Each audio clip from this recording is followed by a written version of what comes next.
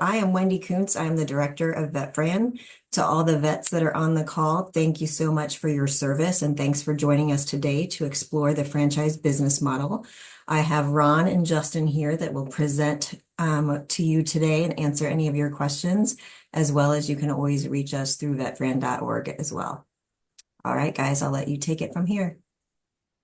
Good morning, veterans. Good morning, franchise family, and welcome to learning about franchising 101 and why franchises are great for veterans and why veterans are great for franchising. Yes, absolutely. All right, let's take it away. We've got some great information for you. Please do remember, we're going to show you some resources. We're going to give you a lot of information and answer, of course, any questions that come in. But as Wendy said, vetfran.org is a terrific resource for you to help you learn about franchising and to make sure that you can try to find the best franchise for you. Awesome. Well, Ron, really quickly, I'll just do a quick introduction. So just wanted to say hello to everybody once again and tell you a little bit about myself. I've been in the franchising space now close to a couple of decades, and I spent about 8 years in the Marine Corps. And so excited to have this conversation with you all today. Two of my favorite topics, franchising and veterans, and putting those two things together could not be more of a perfect recipe. So really excited for today. And I'm Ron Bender. I've been in franchising for about 26 years. Not a veteran, although I did graduate from Texas A&M University. So I know that just about anybody who is a veteran has served under an Aggie. So I'm just as weird as those folks were. Sorry about that. But Justin and I are here to help you guys learn. It's going to be fun. And we're also very happy. We're going to show you our contact information again at the end of the presentation. We're happy to answer any questions on a follow-up, in the future. So please do save that contact information.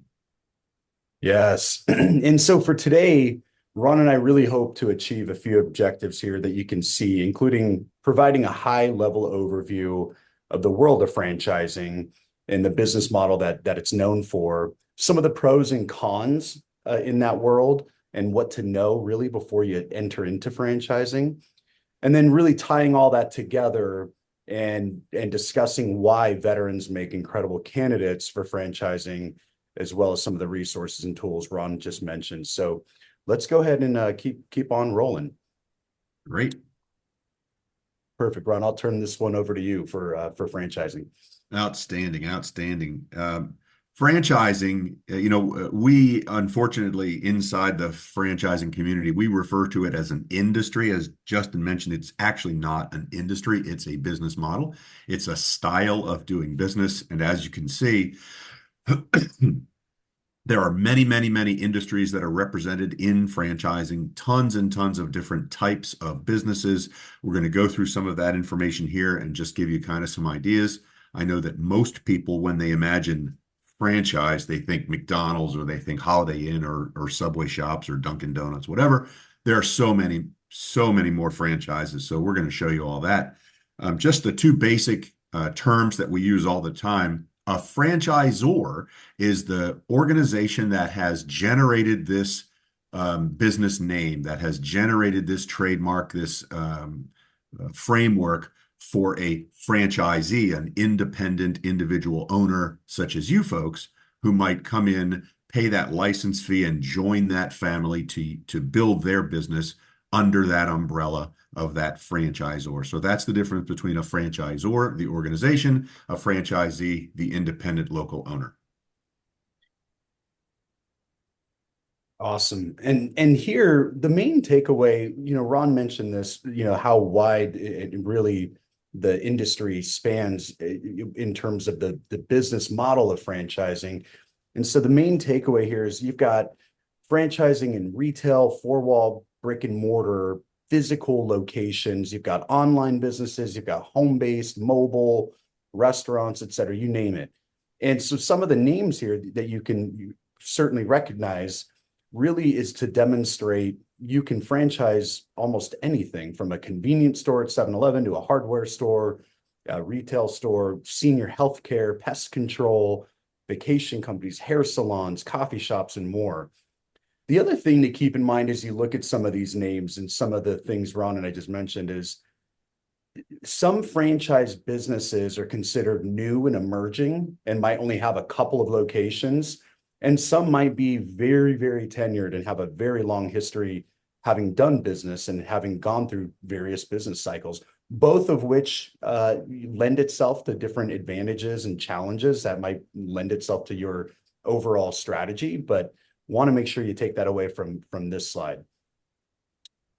Yeah, and as Justin said, there are specific things that you might like about a different type of a franchise. You know, some people, they want to join these big, very, very well-established franchises. Those are the ones that are usually a little bit more restrictive of a business model. But then there are some people who really prefer to be an early adopter, to have a little bit more input on how to operate their business, perhaps even helping the franchisor hone their business model even that much more for future franchise owners. But as you can see on the screen here, there are many, many advantages to franchising. In many cases, these might be advantages provided by just about every franchise brand out there, but some of them are only going to provide a few of these. For example, when you see veteran discounts, many, many franchisors realize the huge value of veteran experience, and those franchisors are going to offer discounts to encourage more veterans as franchise owners. Holy cow, in many of these brands, veterans are their top performing franchise owners, and they know that, so they look for more of them.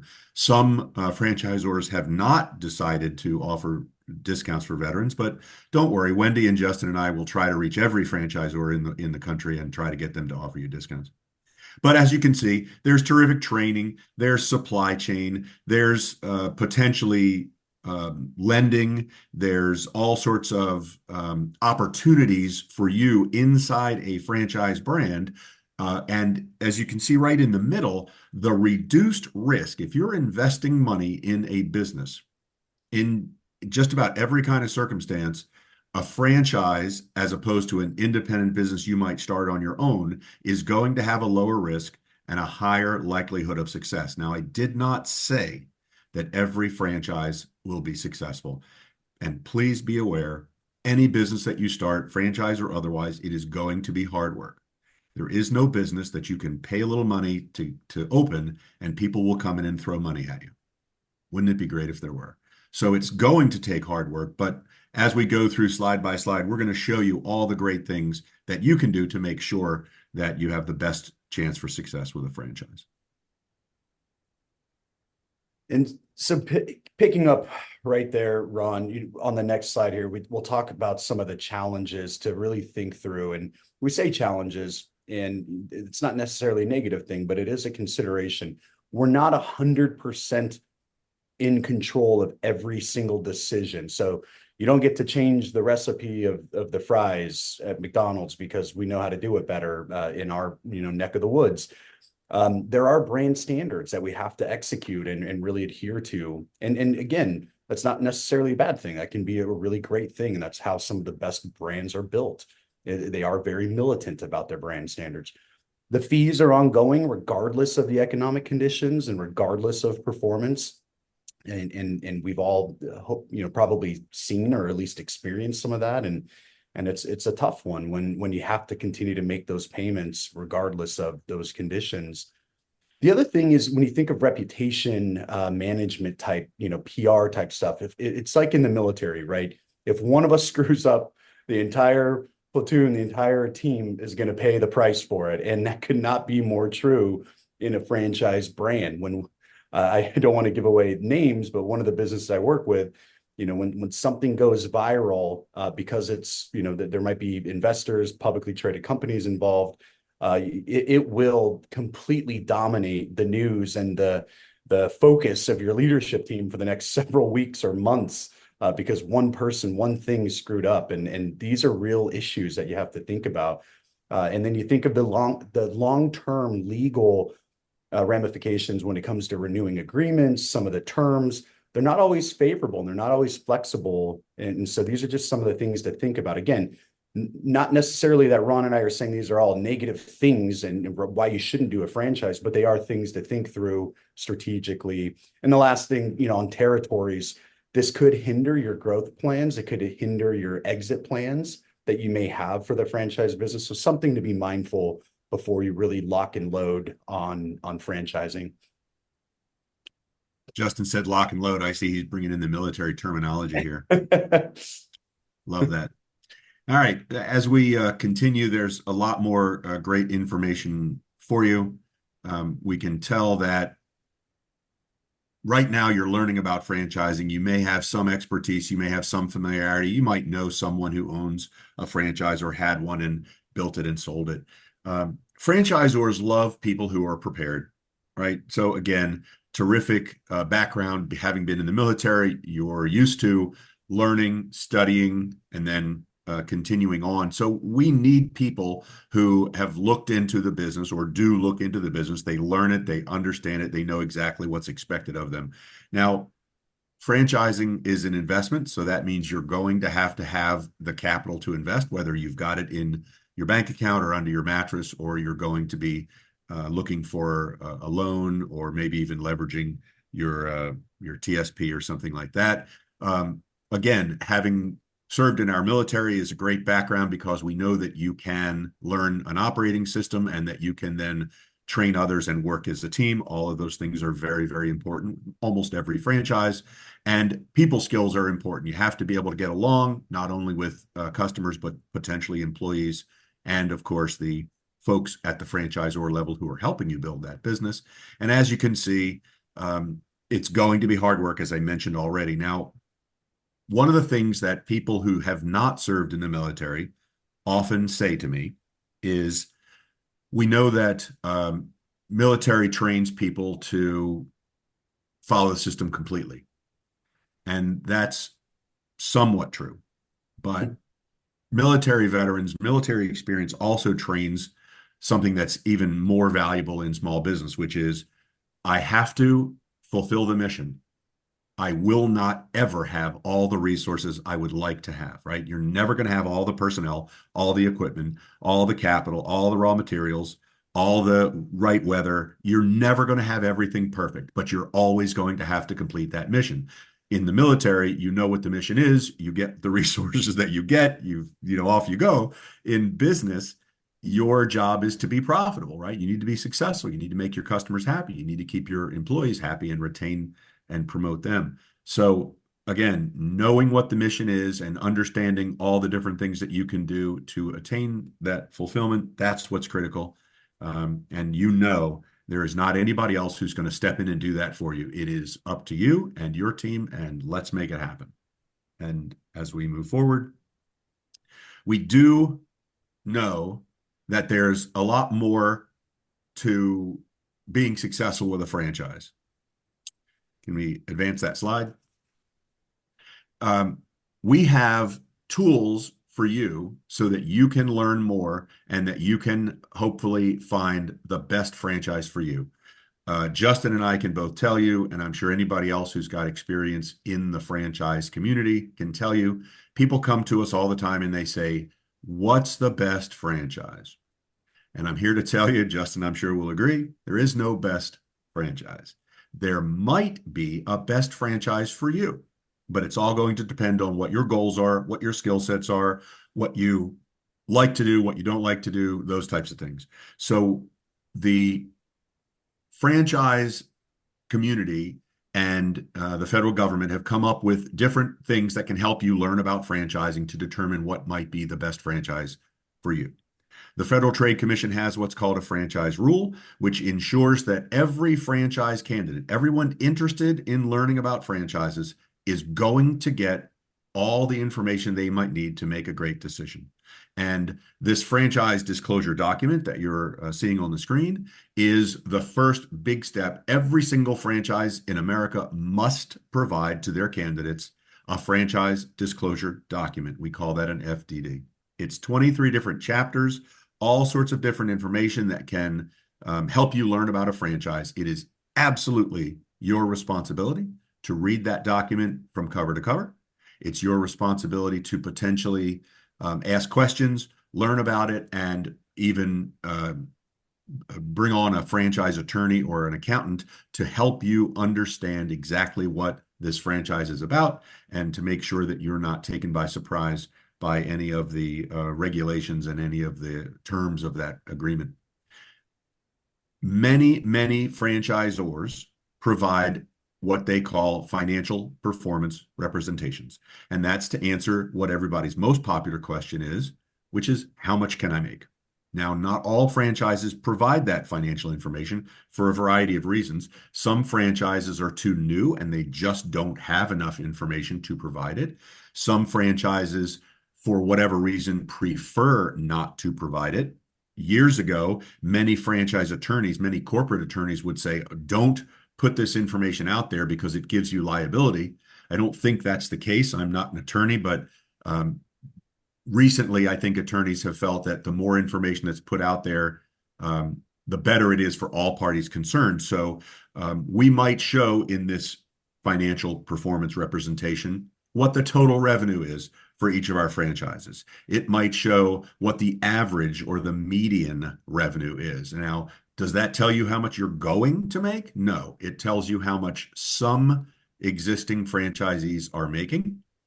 They cannot cherry pick the information. They cannot just show you their top performing franchisees. They must show you all of it. So don't be scared that they're just teasing you with the wrong information, but please also don't imagine that you are going to perform just as the top franchisees perform. I know. Hey, Ron, and one thing I'd add there, Ron, and is, I love that you said don't just cherry pick the information. And the reason I want to bolt onto that is because I see it so often in my company and other companies I've worked with in the past, or friends that I'm helping consult with, which is we have so much information at our fingertips nowadays on the phone with AI. It's easy to just get a quick summary and start to make a decision. But the thing I love about veterans, most of us are, we do have the mindset of extreme ownership, especially if you've ever read that book. I'm sure it's a very popular, choice out there. If you haven't, take a look at, I think it's, Navy SEAL Jocko who wrote the book, and taking extreme ownership of our decisions. Like Ron said, there is so many telling signs, good or bad, the good, the bad, the ugly, when you really start to dive into the financial performance of these FDDs. And if you're lucky, like Ron and I, my current organization that I sit on the board for, we have, I think, five different brands. So that's 5 FDDs that we update every year times a couple hundred pages. So if you're looking for some good reading, Ron, I think you've been with something like 9 brands at once. You multiply that times a couple hundred pages, and it makes for a really good weekend of reading if you're into that kind of stuff. Right. And here are some of the other really important chapters or items inside those disclosure documents. The information on their growth is kind of important. So they'll tell you how many units they have at the beginning of each year, how many they have added during the year, how many may have closed during the year, how many might have resold to new ownership, and of course, how many might have closed. And that's very, very critical information. Why is that important? Well, if a brand is signing a bunch of new franchise owners, but they're not actually getting open, you need to ask some more questions. Why are these people not opening quickly? Because you don't want to invest your money and sit on the sidelines for 6 or 8 or 12 or 20 months before you can open your business. I mean, if that is going to be the case, you need to know it up front and make that part of your decision process. Well, what if they're signing a few franchises, but they're actually losing overall units? They're closing more than they're opening. Gee, you need to ask some more questions about that too. You need to find out if there are a lot of people selling and transferring to new ownership. Is that a good thing because people are retiring, they're cashing out, and someone else is taking advantage of that opportunity so that they can then build a great business? Or is it a systemic issue where People are selling because they can't be successful or they haven't been successful. Perhaps in the past, the brand brought in owners that just were not appropriate or not a good culture fit. So look into that pretty carefully, ask a bunch of questions. And then you have items 5, 6, and 7. And these are the expenses associated with opening and operating the business. You're going to want to know how much will it cost me up front to open the business. You're going to want to know how much on a monthly basis you will be investing or paying for the services that the franchisor will provide. All of those things are very important. You certainly do not want to open a business where you just barely have enough money to open it, and you might not have enough capital to do the marketing and to build the business past cash flow positive. But also, you're going to want to know what percentage of the overall revenue that you generate is going to go to the franchisor for that support. And then you're going to want to decide, is the amount of support I'm getting worth the cost on a monthly basis? All those things, very, very important.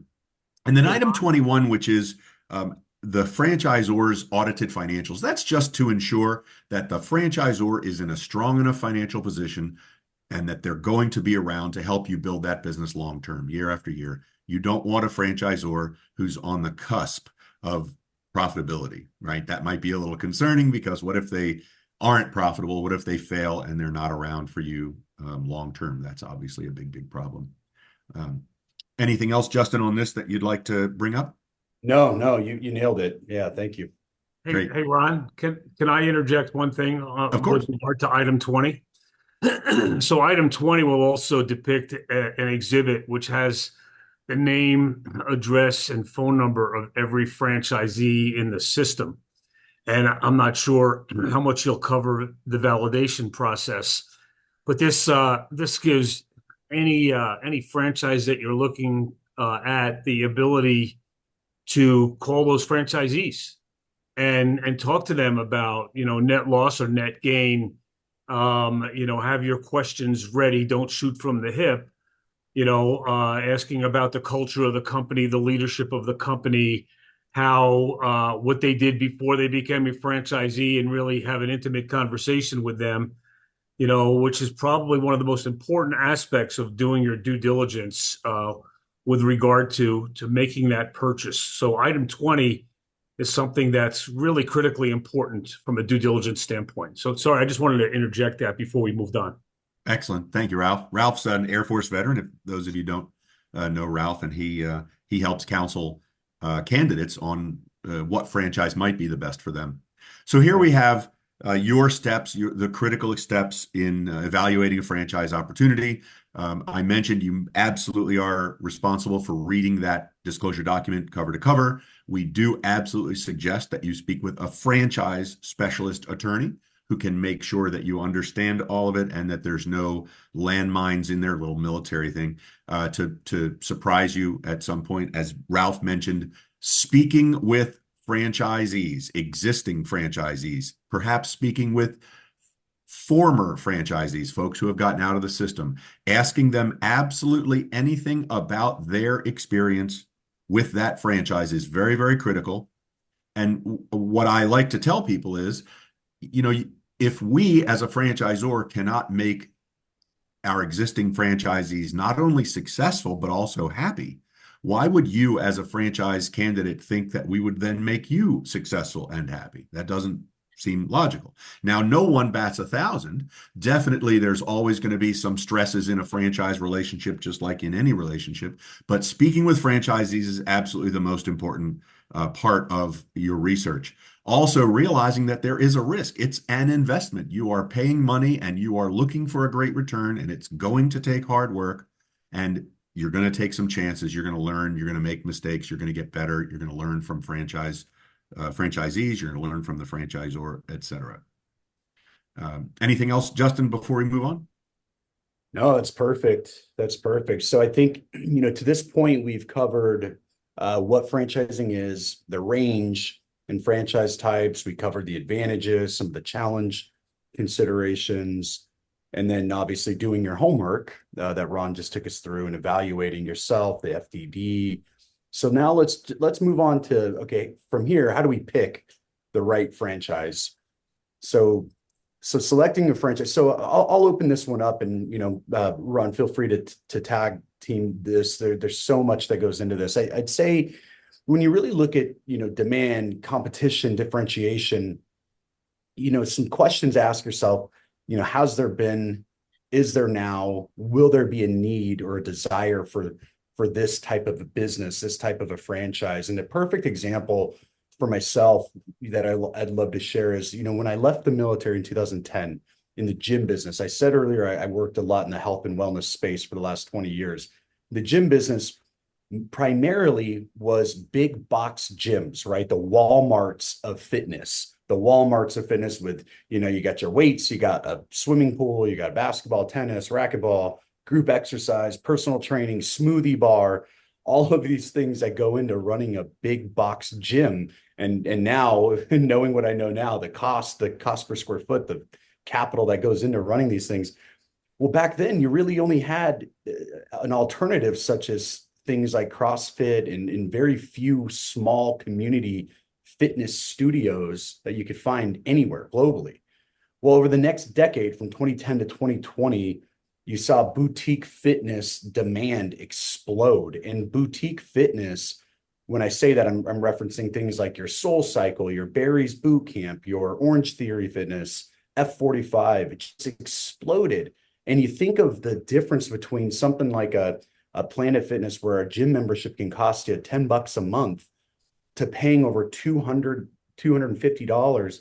It's a 10x multiple, if not more, on the price for these goods. And really, this space dominated the health and wellness industry, and franchise partners, franchise owners like yourself became extremely wealthy and really had some success during this time. And so when you think about that demand, that competition, differentiating, I can't think of a more perfect example that I've experienced myself, when it comes to selecting the right franchise at the right time, the right place. But like Ron said, that doesn't come without its challenges. Just a really good example of what that rocket ship can really look like. And, as you consider the types of things that are listed in these bullet points, these might be the most important things for, am I suitable for this business? Is this business suitable for me?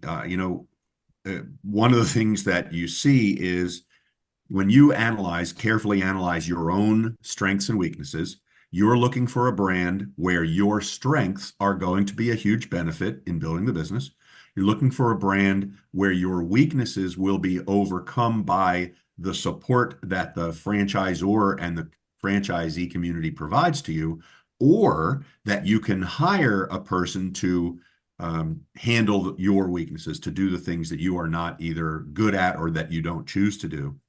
But then you'll notice this beautiful picture. Looks like I'm driving down the coast of California. Maybe that's Pacific Coast Highway. Well, there's a guardrail on this road. And the reason that we put this image in, the style of business, the rules and regulations, the best practices that the franchisor trains you on are the guardrails, forgive this analogy, that keep you on the road to success. And as you could imagine, you can go over those guardrails. You could have a vehicle that can get you over those guardrails without rolling down that hill. The problem is that the franchisor understands when you're inside the guardrails. They can help you get to that successful point. They may not have the talent or the experience or expertise to get you to success if you are outside their guardrails. Some franchise businesses have really, really narrow guardrails, and you have to do the business exactly the way they train. No offense, they don't really want you to ask a bunch of questions. They want you to just do it.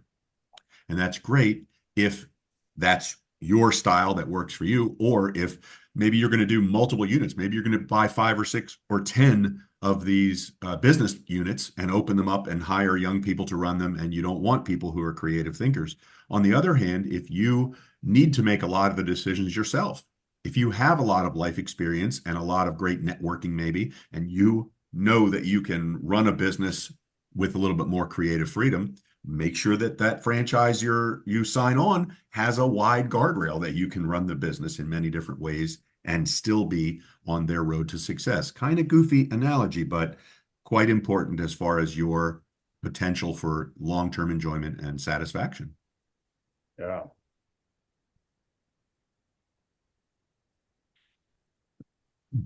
As I mentioned, soul searching is kind of important when you determine what franchise might be right for you. Are you going to be good at the things that a franchise owner should be doing, the most important things in that specific business operation? Is it too high an investment level? Oh my gosh, that's a recipe for failure. You do not want to be in a situation where you are leveraging absolutely every bit of your capital to get that business open. You don't need stress of, oh my gosh, how am I going to feed my family? Or, oh my gosh, how am I going to make payroll this month? You'd really like to be under that maximum investment level that you can handle. Is there enough opportunity for growth? What Justin mentioned earlier when we were speaking about territory is, can you continue to grow the business as much as you want to grow the business? There are some franchise brands that are so well established that you can't necessarily open additional units or open additional units nearby, near enough to make it easy for you to manage.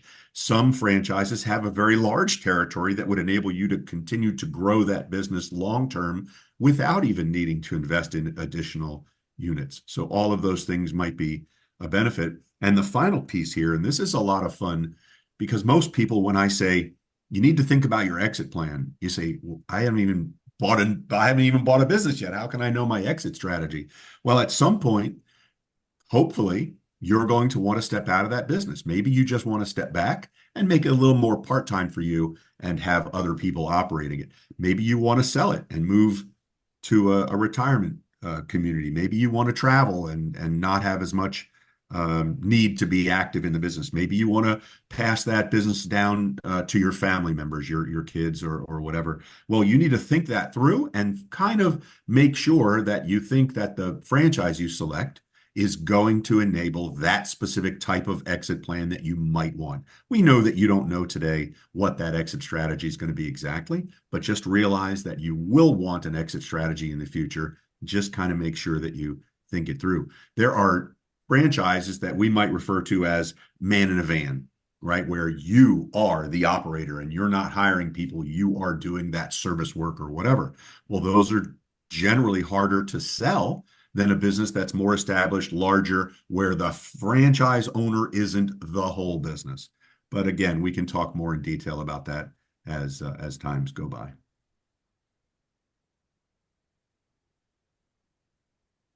These are some of the questions that you will want to ask. You'll want to know, is this going to help me achieve my goals? When you look at that item 19, that financial performance representation, if only the top couple percent of the franchise owners are bringing in the revenue that you believe is what you want to make, well, maybe that's not the optimal franchise for you. Maybe you need to find a franchise that can actually provide a higher revenue. Justin mentioned earlier, you have to make sure that there's going to be demand or need in your community for that type of business. And there are some communities where there is very little demand for a specific type of industry, or there might be just so many existing offerings that just one more may not really be beneficial and may not really be successful. Another point to mention is, will your family support your operation of that business? I have a spouse, and my spouse's opinion is really important to me, and I would not want to sign on for a business that my spouse wasn't comfortable and involved in that decision process. Not that everybody's spouse is going to be active in the business with them, but you certainly want them to at least support you. And one of the lines I like down here is, do I need to build my own pool or join a swim club? When I was first into franchising, the founder of the brand that I was with explained to me that some people absolutely are not appropriate to buy a franchise. And here's how he gave me the visual understanding. He said, if you like to swim, you've got two choices. You can either join a swim club or you can build your own pool. Now, if you build your own pool, it's going to be more expensive, but you have full control, right? You can stay up late and swim. You can play music really loud. You can drain the pool and fill it with champagne if that's what you want to do. But you know what? If you join a swim club, first of all, it's going to be less expensive because others are sharing the expense and even the risk. But you can't stay up real late and play loud music. You can't swim naked, and you definitely can't drain the pool and fill it with champagne because it's not your pool only. So if you have to make every decision yourself and have full control, don't buy any franchise because you're not going to be happy. On the other hand, if you'd like that community feeling, if you like that camaraderie, just as you might have enjoyed in your military service, if you'd like to spread the risk out and pay a little bit lower investment, but have a much better chance of success, joining the swim club is absolutely the right thing. And the final line here is also very important. It's great to find out if franchisees have failed, why they might have failed, and then make sure that that's not something that you feel would be a problem that could happen for you. Obviously, there's always some risk, but you want to mitigate and minimize that risk. Awesome. I just have to pause and say, for the last couple of years, I've worked with Ron on the VetFran committee. I don't think I've ever heard him repeat the same joke twice, and he always just nails it for me. And for me, why considering franchising as a veteran is because there's no way in hell I could ever be as funny as Ron are. So Ron, thank you for giving me a good chuckle as you go through this. I'm visualizing naked people in my like community swimming pool, and it's just, Sorry. I don't know if it's a good, yeah, if it's a good visual. So why consider franchising as a veteran? I want to start by sharing this. I was thinking about this question every time I do this presentation, and for today, what I wanted to share with you all, and I hope you can resonate, is I don't think I've ever met one veteran who did not say to me what I've shared as well, which is that there are times that I thought about going back into the military and regretted getting out. I've never met one who never said that. And for all of us, it might be for different reasons. One of the things that really stands out to me is you miss the camaraderie, you miss the purpose, you miss your brothers and your sisters that would take a bullet for you when we were in combat. There's so many things that get, the goosebumps sticking off your skin like mine is right now. And I want to share that with you because personally, I've not found any of my experiences over the last 22 plus years, as an adult in the professional world, where it had such a close resemblance of what it felt like for me in the Marine Corps. And you can see here, I'm not going to read these to you verbatim, but what I would say is that, we all know those leaders who take leadership instead of waiting for it to be given and assigned, like some of the bosses and supervisors we may have had in our careers or even in the military service. But we all resonate with the leaders who take leadership, and veterans, most of us, we take our leadership roles, we earn it, we put the work in, and we naturally lead teams and have folks who are happy to follow us into that battle. And that's exactly what makes a perfect recipe in franchising, like Ron was referencing earlier, for the veterans who succeed. Some of the other things that when you think of, business day in and day out, not just franchising, the business world in general, but especially in franchising, there's so many expected and unexpected moments. It's no different than, being in the service or being in combat. And one thing about all of us on this call is we always find a way, period. And that's what franchising is all about, is find a way, get it done.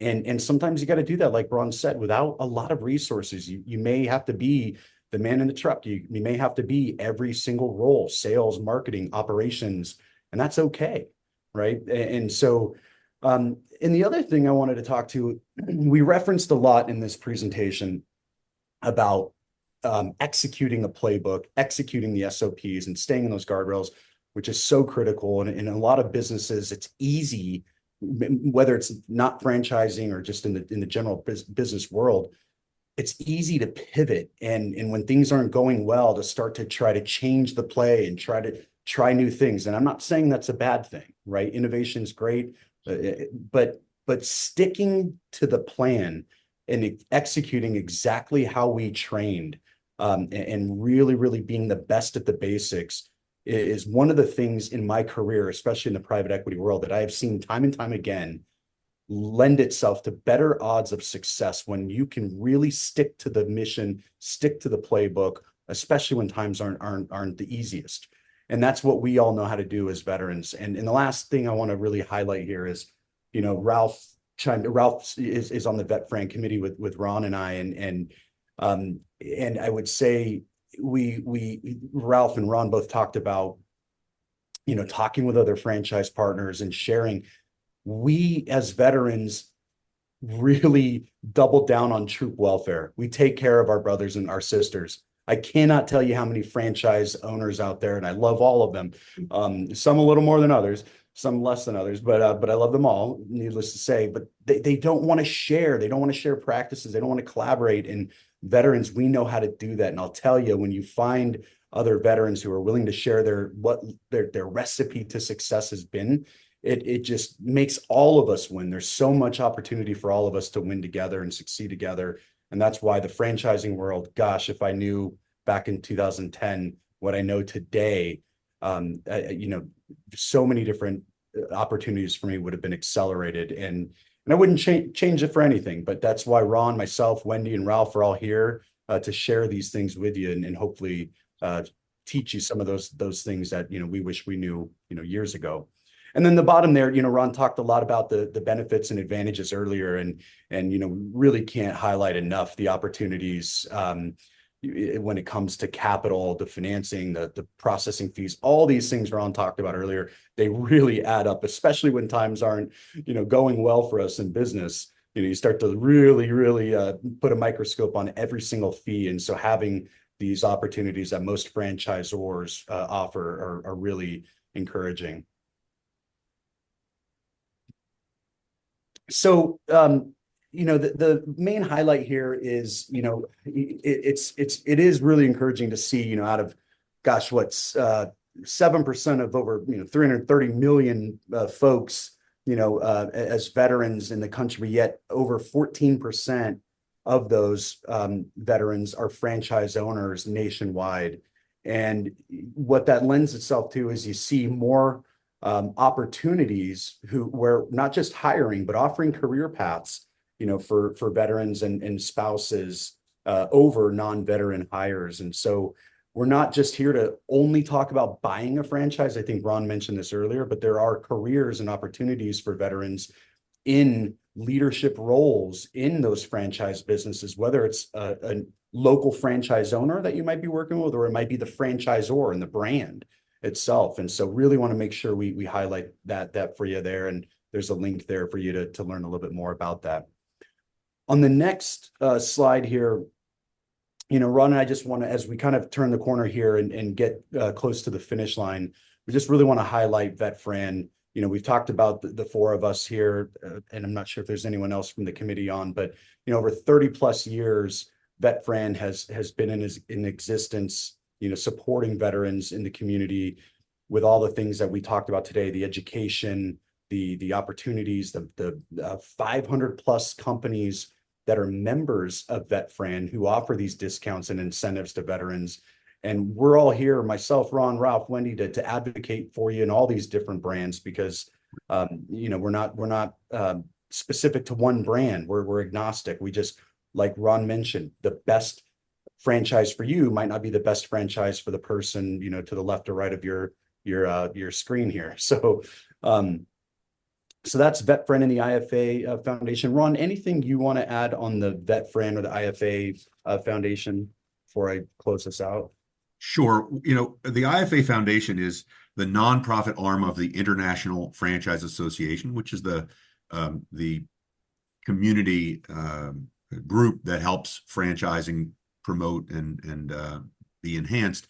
But the foundation, again, is a nonprofit. We are out there for education purposes, to promote, to help you learn, and to help you decide if indeed any franchise is the right one for you, or if you can, as Justin mentioned, be employed or employ others inside franchising. But there's another point to mention. We've been talking about franchisors. We really need to talk about suppliers. There are many supplier partners who are involved in VetFran. They are out there to help you start a business, to help you be more successful in a business, to give you discounts and incentives to operate that business. It could be lenders, where you actually get discounts and faster processing on different loans. Could be marketing companies, could be companies that supply with raw materials, could be fleet leasing, could be public relations. Oh my gosh, there's so many of them out there, and they're all very, very dedicated, just as the franchisor members are, to help you get into a business, build it successfully, or to get a great employment opportunity. Again, whether you're a military spouse or still serving, or a retired military out of the military. So lots and lots of great folks inside VetFran. You can go to vetfran.org. You can see all the different types of industries, all the different types of franchises, all the suppliers, all the discounts that you might get, the lending, all that good stuff. So please, please, please use vetfran.org. And that's a great resource for you to help you decide and then help you succeed. Awesome. Yes. Thanks, Ron. So as we wrap up on some of the tools and resources, please take a look. I love all of these links. I was on the 40+ franchise stats earlier, and there's so many interesting things to help you guide your decision making and ask more questions and continue to get curious. And so I think I saw a question there about VA funding and VA loans. A lot of that information is included in some of these links, like the SBA piece there. And, those of us at VetFran are happy to help expand on that conversation with you, whether it be introducing you to specific banks and regional banks that help navigate that process, or just get you more information on those specific questions. The last couple pieces here are just kind of summarizing what we look. I can't have a discussion around military or my own service or with other veterans without introducing a good old acronym. So KDAR stands for know your goals, do your research, ask questions, and rely on us, rely on your friends and your peers. I totally just made up KDAR, but that's how my brain works. But again, Ron and I really want to expand on that, do your research piece. But again, we're here. That's what VetFran is for, is to help you with that research. And we're happy to introduce you to folks who can answer more questions that we may not be able to. I think there's over 20 of us on the committee, with each probably averaging 2, 3, 4 decades worth of experience. And that's exactly what gets all of us passionate to serve on this VetFran committee. So that's really it. Yeah, these are some of the keys to success in a franchise. They're probably the same types of keys that will make you successful in any aspect of your life, or of course, any business or even any employment. You need to absolutely provide amazing customer service. If you're going to be working with customers in any respect, if you're providing a service or a product, give your customer an amazing experience, and the word will spread and you'll be more successful. We really love also be involved in your community. Franchising, running any business is really an opportunity for you to keep serving, right? To serve your whole community instead of just, the overall country or your unit or whatever. But we know that you want opportunities to keep serving. Well, this is a great way.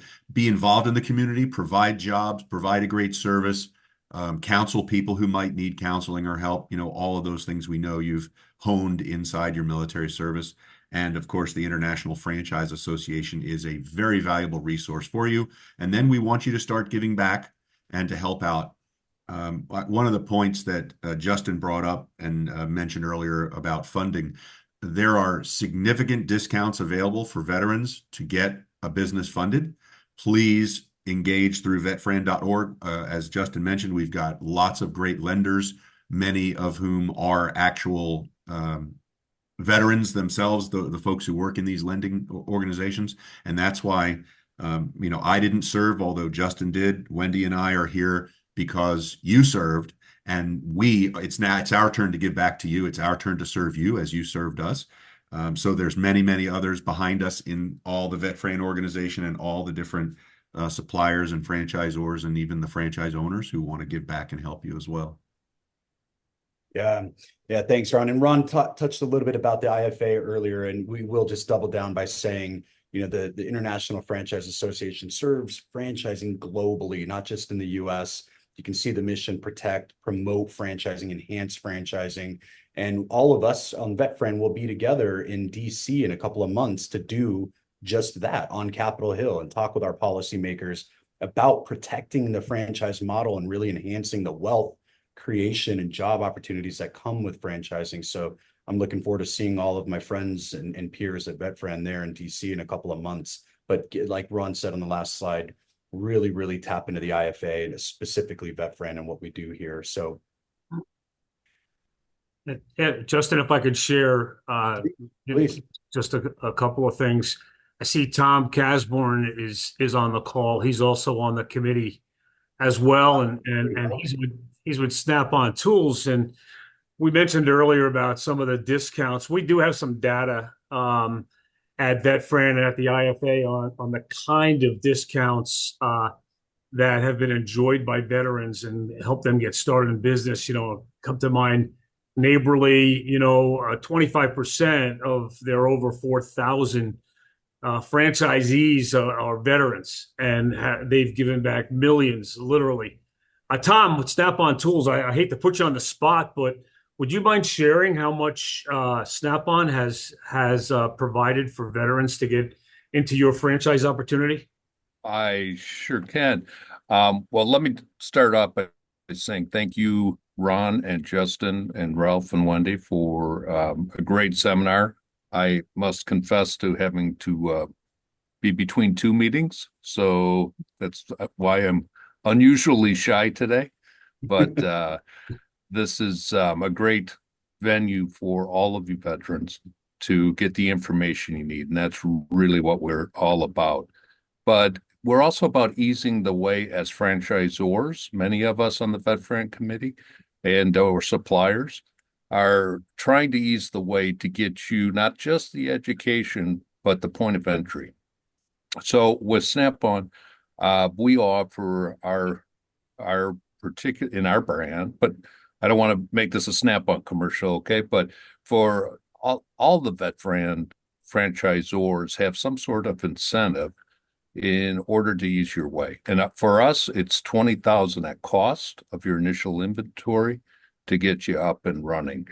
And we've been offering this since 2007. So it's somewhere over $8 million that we have put towards franchisees who helped us become the great company we are. We've been around 104 years, and we don't take that for granted. I'm an Air Force brat. I didn't serve, but I know how hard it is for those who did, and never had the honor of wearing it myself. But this is kind of my way of giving back, and I think a lot of people that tend to be in franchising realize that community is as important as anything, So the franchise community really wants you to get the information you need. The decision ultimately is yours. I just want to recap a little bit on item 20 that Ralph brought up with the validations through current and past franchises. Very important. Ron talked a little bit about costs of getting in, how much I can make, even transferring. How do I exit? Item 20 offers a lot of that. Being one of those companies that is one guy in a truck for the most part, although 26% of our operations are multiple, I can tell you that in Snap-on, if you look at our FTD, you'll see over 40% of the owners exit via transfer. And most of those transfers are actually to other franchisees or their employees or managers of the franchisors. So you think about that, and that's a good way to validate. So you open the door, Ralph, you know how it is. So I don't want to take up too much time. You guys have been real patient, and certainly reach out if you have any further questions for us. I'm very impressed with the whole VetFran committee and with vetfran.org. If you haven't visited, please do. It's really your way of finding your brothers and sisters in arms, and also in connecting with franchisors who realize that there's a lot more to be done. Thanks, Tom. I just wanted to, illustrate, the magnitude of the millions of dollars that franchisors return back to veterans for their service. And, candidly, I got out of the Air Force, took advantage of my VetFran discount and opened up I was actually a Meineke franchisee And that started me, that launched me. I ended up owning 15 stores over a 23-year span, and then went on to become chief operating officer for that brand. So, there's a lot of opportunities out there for veterans that are coming out. And the good news is about 2, 3 years ago, we actually initiated a call for spouses to also take advantage of, so you don't have to necessarily be the veteran. Perhaps you're a spouse and your veteran spouse is deceased or has other obligations at work and whatnot and can't be on a franchise agreement. So we've pushed that initiative for franchisors to include and or their spouses in the franchise disclosure document. So it really does give a little bit more latitude for folks to get into franchising and not necessarily have to be a direct veteran. So I'll turn it back over to you, Justin and Ron. Nicely done, you guys. Great job. And this is the first of a series that will run these sessions quarterly. I can't wait to see the topics for the next session. I think it's going to be great. Yeah, Ralph, thank you. Tom, thanks for sharing. And I agree with you. And I just want to reiterate to everybody, there's a lot more to come that we're working on and cooking up for you all. And I hope you all enjoyed today. We enjoyed having you. So Jade, Jen, Diane, Charles, if I missed you, I'm sorry. But for those of you commenting, thank you for your questions and comments along the way. I'd love it. I'd invite you all to connect with myself and anyone on the committee through LinkedIn and stay connected with us on how we can support and help your journey. I'm always open to meet new friends there. So please connect with us. And once again, thank you so much. I really enjoyed this. And Ron, I'll turn it to you if you have any closing comments, sir. Well, we've got a great team here on this presentation. We've got a great team in VetFran. We've got a great team at IFA and throughout the entire franchise community. They're all great folks looking to help veterans and their families succeed, and just all Americans succeed. Certainly, if you are a franchisor, I know we've got some great franchisors on this presentation as well, or might be watching the recording later on. Please reach out to Justin or to myself or to Wendy or to Ralph or to Tom or to anybody. Let's help you get involved in VetFran. Let's help you help more people. If you're a veteran or you're a spouse or a family member of a veteran, oh my gosh, reach out to us. We'll help you do your research. We'll help you figure out if this is the right thing for you. Welcome to the franchise community. Let's all learn. Let's all be successful. And again, thank you all for your attendance here and for your service to America. We love you and we really want to help out. So thanks again for everything. Thanks, everybody. Have a great day. Thanks, everybody.